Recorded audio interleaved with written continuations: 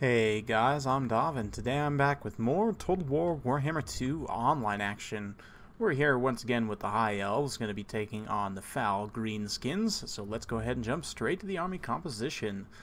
As you can see from fabulous Tyrion here, he is going to be our lord for today. We've got Feint and Riposte, Sunfang, Heart of Avalorn, and Stand Your Ground. Sunfang is going to be great against low armor greenskin infantry, especially like their skirmishers and so on. Heart of Avalorn is just an insurance policy in case Tyrion gets gooned super hard. And Feint and Riposte is a nice combat stat buff, and Stand Your Ground. Honestly, I'm not super high on this ability with the High Elves, no pun intended, but in general I think they have good enough leadership and melee defense that you really don't need this, but I had the extra funds for it, so I figured why not bring it. In terms of the rest of the army here, we've got a High Mage in case of flying shenanigans, such as Azag. She's got Apotheosis and Tempest. Could have maybe afforded Arcane Unforging, but I didn't quite have the gold for it. But it is definitely another useful spell from that lore of magic. We've got 4 units of Spearmen, 2 Illyrian Reaver Archers, 1 Flamspyre Phoenix here. I definitely like this guy as a nice cheap terror option against the greenskins, great at gooning casters or other squishy characters. Has the Flaming Phoenix Feces, which is great against low armor infantry, and in general is a very nice monster to have in this matchup. I've also got several units of Dragon Princes, 3 in total in fact, 1 in the woods here and 2 over here. And that's about it for my build. So if we take a look at the greenskins here, we've got Morgan's Mangy Marauders and Death's Creepers, so the Regiment of Renown mobile squad here. We've also got Durkit Squigs and Broken Tusk Mobs, so more mobile Regiments of Renown. We've also got the Hammer of Gork, very good pick in this matchup. Main line is going to be Savage Orcs and the Regiment of Renown Goblins, the Apeak Loonies, and the Warlord's Boys. We've also got the Arachnarok Queen. Warzag's going to be the Lord here. He's got Irigo, Fists of Gork, and Brain Bursta with both his items, and effigy to get, of course. Rusty Airs as well. That's pretty much going to round things out for the greenskins, so let's go ahead and kick the battle into full gear, and we'll watch as things unfold. We're going to be doing a bit of skirmishing here with these Illyrian Reaver Archers.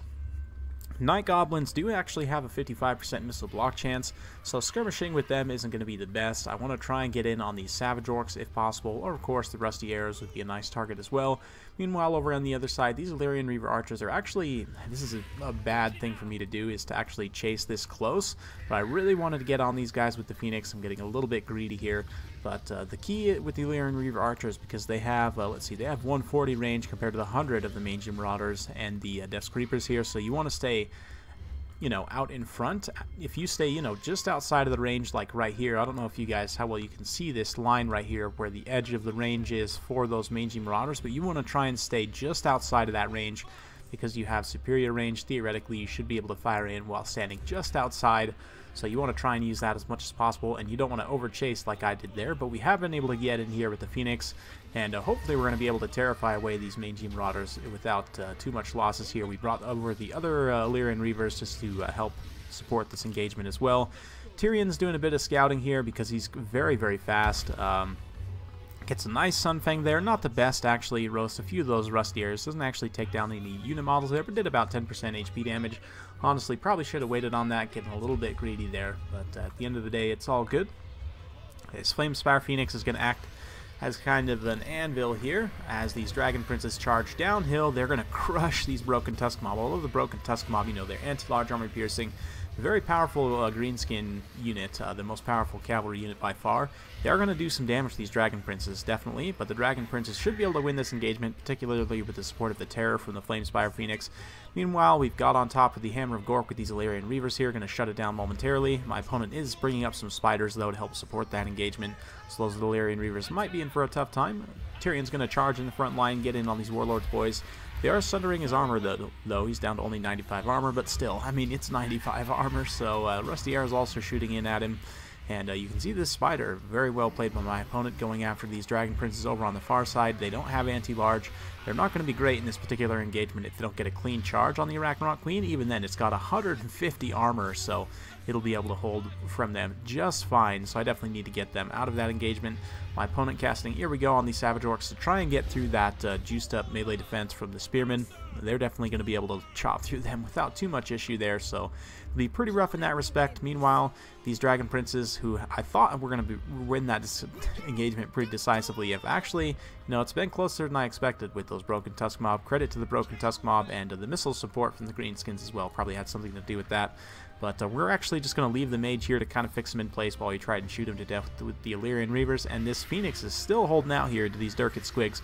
Going to try and bail it out here with a nice rear charge and hope the terror procs on these Durkit Squigs. They are actually immune to psychology. I forget that Squig Hoppers are actually immune to psychology, so a fun note for all of us to learn, or at least for myself to remember. But yeah, you can see Spearmen are being routed off over on this side, so that part of the line's breaking up, but we do still have one health unit of Dragon Princes here. The Brain Burst will do a little bit to them, but it won't do much, and Effigy to get here is going to be used to freeze them in place, and then the Night Goblins and the Savage Orcs will come in and do some nice damage. You can see those Dragon Princes, man, they're taking quite a bit of damage there, so very well played to my opponent using those spells in tandem there with the Savage Orcs to kind of tear down these Dragon Princes. Very nicely played. Tyrion's still very healthy though. The Rusty Arrows are kind of mucked up in combat here, not ideal. We do have Illyrian Reavers online over on the far side as well, and the Phoenix is still alive, most importantly, as is the High Mage. So, you know, we've got some keys in place here. It's looking pretty grim though on the balance of power. You can see my Dragon Princes out here are getting chased by the Spiderlings and the Arachnarok Queen, so that's very rough. But we've brought in the Phoenix here.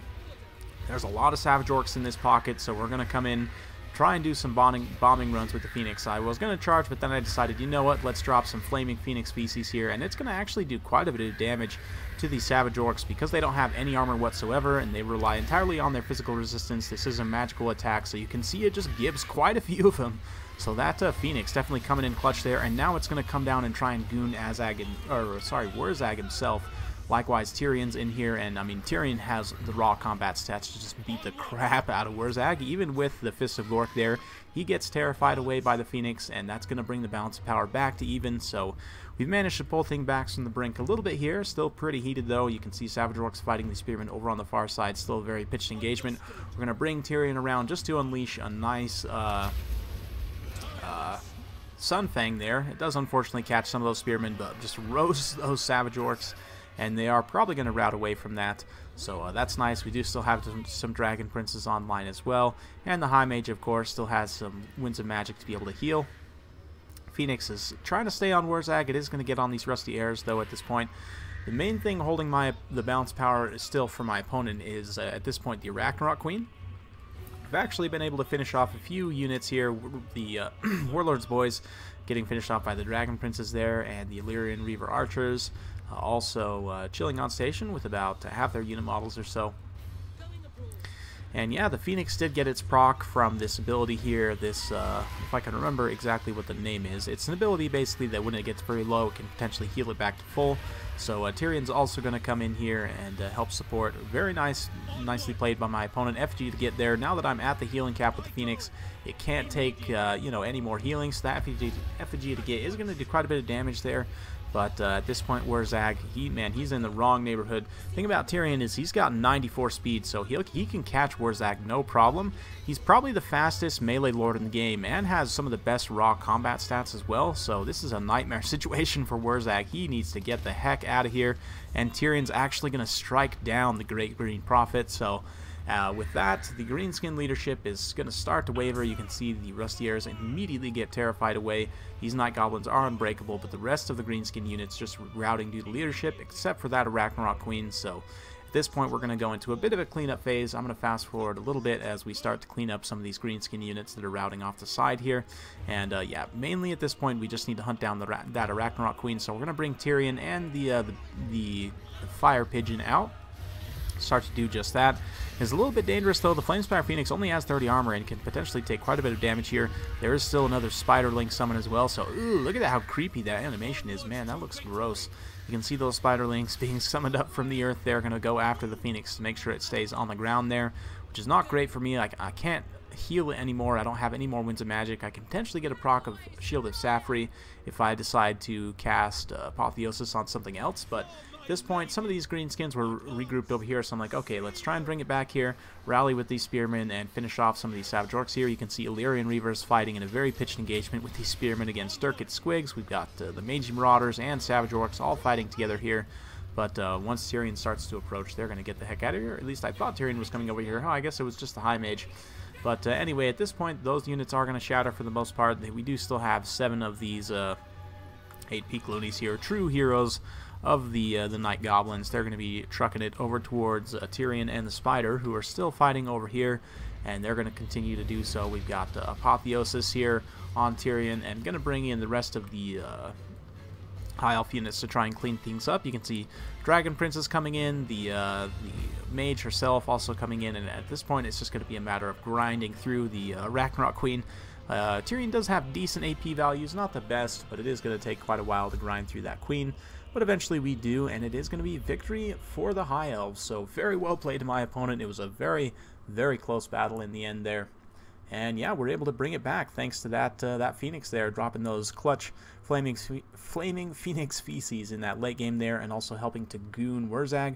It's definitely key. We got a nice terror route there, and man, Tyrion himself getting 109 kills between his Sun Fangs and him being saturated in melee the entire time just goes to show how much of a champ he is. Some of the Dragon Princes, you know, they all did decently. These ones didn't do great. You know, no XP chevron on them, but these ones both picked up an XP chevron, 168, 79 kills. Illyrian Reaver Archers also did very well for themselves, 23 and 74. You wouldn't really expect the Spearmen to do too well, you know, they didn't. But for my opponent, man, those Savage Orcs definitely did great there. And, you know, Durkit Squigs did okay, considering they were tied up with the Phoenix most of the time. Overall, I like my opponent's army composition quite a bit. The only thing I would probably say is change out these Durkit Squigs and upgrade these Savage Orcs to Savage Orc Biggins. We can go ahead and, yeah, let's actually just take a look at that briefly here. So, I mean, Durkit Squigs, they are immune to Psychology, which we did see there, which is nice against dragons and phoenixes and that kind of thing. So they're nice to be able to pin them down on the ground. But in terms of other units here, the Queen can be a pretty decent option just because the High Elves don't have great anti-large armor piercing options, although a Noble would have been nice in that respect. I definitely like the Hammer of Gork pick in that. The mobile firing squad is also very good there for the Gobos. Yeah, Rusty Airs are a solid pick, and both Regiments of Renown for the Night Goblins are really nice picks. So yeah, if maybe he were to go with the Savage Orc Biggins, Wurzag, we'll go ahead and kit him out the same. I believe he had both items here. And no Foot of Gork, which, Foot of Gork, you know, if you're expecting to face a lot of Dragon Princes like I brought, Foot of Gork can actually be a really nice spell. It's very expensive to overcast, but it can take out those Dragon Princes, so I might actually keep that.